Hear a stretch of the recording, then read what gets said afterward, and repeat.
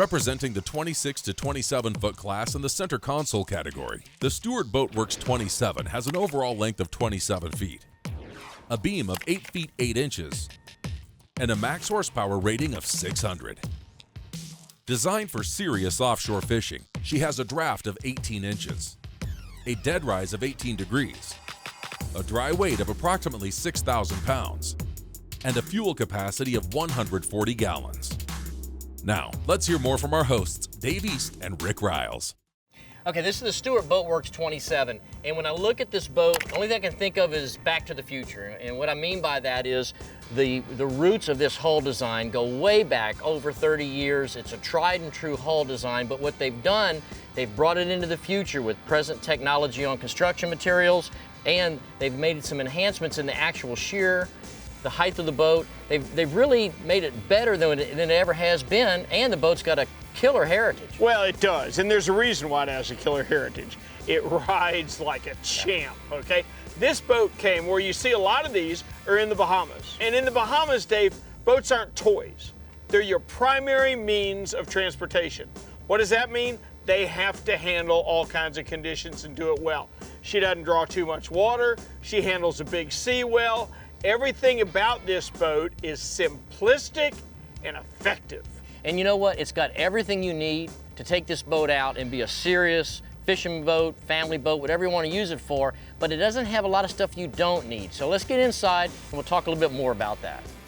The hull is just under 27 feet, but if you look at it, it's got a lot of room inside for multiple anglers or all of your gear, mainly because they've got this nice flat deck. It runs from the transom all the way to the bow, and there's nothing in between. You can get up to the front of the boat and you can cast to a rig, or you can cast to a cobia or to a ray. You don't have to get up on top of a deck to do that. Sure, you're in the boat. You're not standing on top of the boat when you're up front. Right. And you know my feelings about that. I love it. Check this out. This is a great fish box, right? Mm-hmm. But if you run this all fish box, maybe you run a little low on storage. No, you don't. Watch this.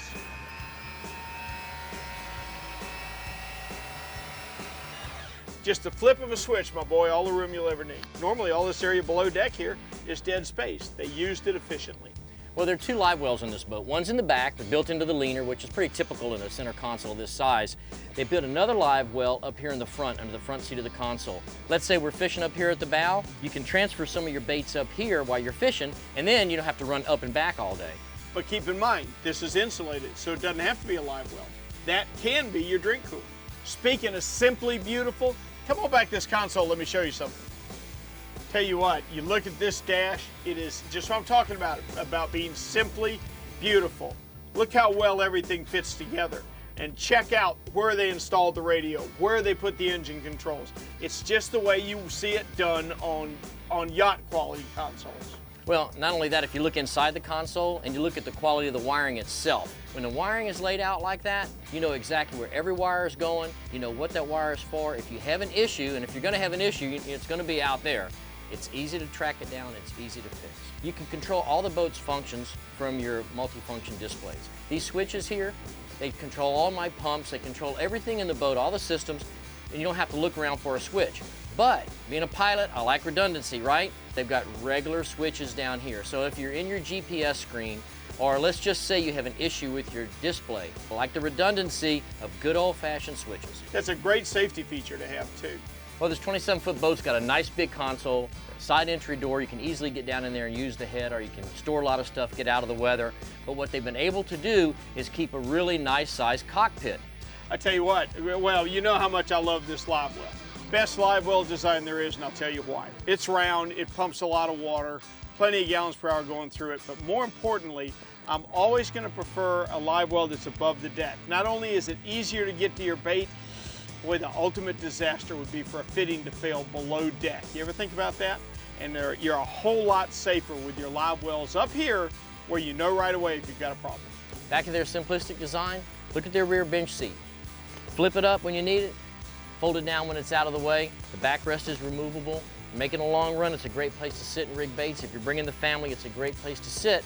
But if you don't need it, it's out of the way, and they haven't taken up a lot of cockpit space to have rear seating. Simply effective is what this boat can best be described at. You want a boat to go fish in, and a boat that's easy to take care of and looks like $1 million and rides like $1 million, this might be the best boat for you.